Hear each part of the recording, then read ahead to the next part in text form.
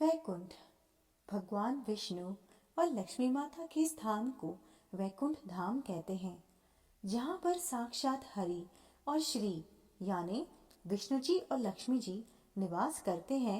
वह धाम कितना सुंदर होगा। हम सोचते होंगे कि वैकुंठ कैसा होता होगा। वैकुंठ धाम अर्थात जहाँ पर किसी प्रकार का दुख नहीं होता। वैकुंठ धाम एक ऐसी जगह है जहाँ पर मनुष्य की कोई भी इच्छा शेष नहीं रह जाती। वहाँ पर पूर्ण अनंत फल की प्राप्ति होती है।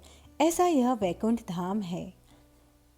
जैसे कि नाम से ही पता चल रहा है कि वैकुंठ को प्राप्त करने वाली एकादशी को वैकुंठ एकादशी कहा जाता है। इसे मोक्षदा एकादशी भी कहते हैं। मार्गशीर्ष के महीने में जो शुक्ल पक्ष को एकादशी तिथि आती है उसे वैकुंठ एकादशी कहते हैं।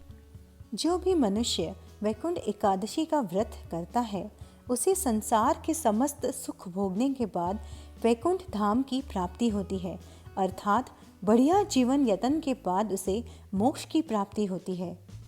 मोक्षदा एकादशी मानवता को नई दिशा दिखाती है, इसलिए वह बहुत ही पावन और शुभ है। इस दिन उपवास रखने से हमारे इस जन्म के और पूर्व जन्म के पाप नष्ट हो जाते हैं और मोक्ष की प्राप्ति होती है। इस व्रत के प्रभाव से मनुष्य के पूर्वजों को भी मोक्ष की प्राप्ति होती है और उन्हें कर्मों के बंधन से भी मुक्ति मिल जाती है। पितरों के निमित्त अगर हम यह व्रत करते हैं तो पितरों की आत्मा तृप्त होती है और नरक की यातनाएं अगर किसी कारणवश पितर झेल रहे हैं तो उनसे उन्हें मुक्ति मिल जाती है।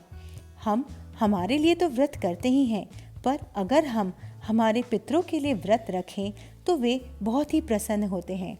और हम जानते ही हैं, अगर हमारे घर के पितर खुश रहे, प्रसन्न रहे, तो वो हमारे जीवन में जो भी कष्ट है वह उसे हर लेते हैं और हमारा जीवन सुखमय कर देते हैं।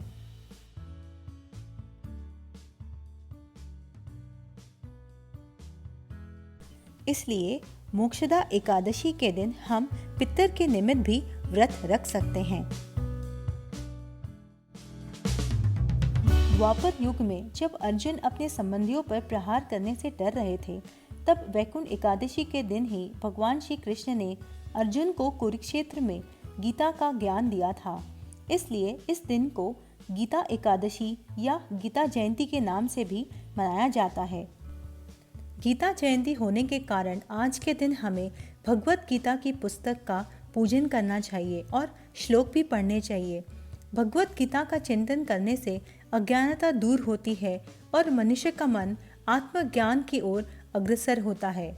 श्लोक पढ़कर इन्हें आत्मसात करना चाहिए। इसके पठन और श्रवण से ही जीवन को एक नई प्रेरणा और दिशा मिलती है। आइए जानते हैं एकादशी के दिन हमें क्या करना चाहिए। इस दिन हमें झूठ नहीं बोलना चाहिए, किसी की निंदा नहीं करनी चाहिए, किसी के लिए अपने मन में बुरे विचार नहीं लाने चाहिए। इस दिन भगवान श्री कृष्ण को केले का भोग लगाना चाहिए और वह केला किसी गाय को खिलाना चाहिए। इससे पारिवारिक जीवन सुखमय बना रहता है। वैसे तो हम भगवान श्री कृष्ण को तुलसी अर्पित करते ही हैं, पर आज के दिन कृष्ण जी को तुलसी की मंजरी अर्पित भी करना चाहिए।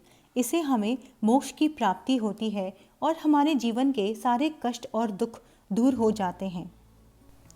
तुलसी के पौधे से मंजरी को उतारना मतलब तुलसी मैया का कष्ट कम करना होता है। तो अगर हम तुलसी मैया का कष्ट कम करते हैं तो हमें स्वयं कृष्ण भगवान ही तारते हैं। उनके चरणों में तुलसी की मंजरी या तुलसी अर्पित करने का मतलब है हम हमारे सारे दुख और दर्द उनके समीप रख देते हैं और हमारे सारे दुखों का निवारण स्वयं कृष्ण भगवान ही करते हैं। इस दिन भगवत गीता के 11वें अध्याय का पाठ अवश्य करना चाहिए। इसे करने से आत्मज्ञान की प्राप्ति होती है और मोक्ष मिलता है। वैकुंठ एकादशी या मोक्षदा एकादशी या गीता जयंती यह व्रत सीधा हमें मोक्ष की प्राप्ति दिलाकर वैकुंठ धाम की ओर ले जाता है, यानी बिना स्पीड ब्रेकर के डायरेक्ट एंट्री। जय श्री कृष्णा। कोई भी व्रत या उपवास बिना कथा सुने संपूर्ण नहीं होता। आइए जानते हैं वैकुंठ एकादशी की धार्मिक कथा क्या है। वह इस प्रकार है कि एक बार राजा वैखनास चंपा नगरी के प्रतापी राजा थे। वे ज्ञानी थे और उन्हें वेदों का भी ज्ञान था। इतना भला राजा पाकर नगरवासी भी बेहद संतुष्ट व सुखी रहते थे।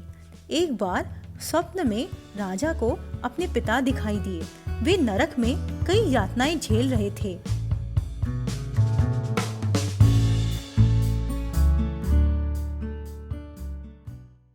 राजा ने जब यह बात अपनी पत्नी से साझा तो रानी ने उन्हें आश्रम जाने का सुझाव दिया।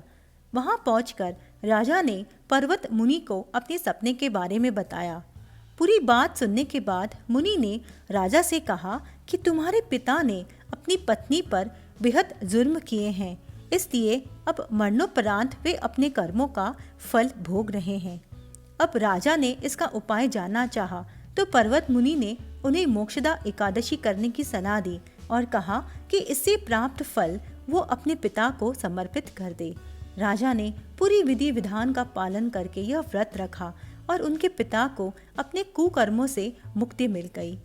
तब से यह माना जाता है कि मोक्षदा एकादशी न केवल जीवित बल्कि पितरों को भी प्रभावित करती है। इसलिए आइए इस व्रत का पालन करते हैं और सबको मोक्ष प्रदान करते हैं। जय एकादशी माता।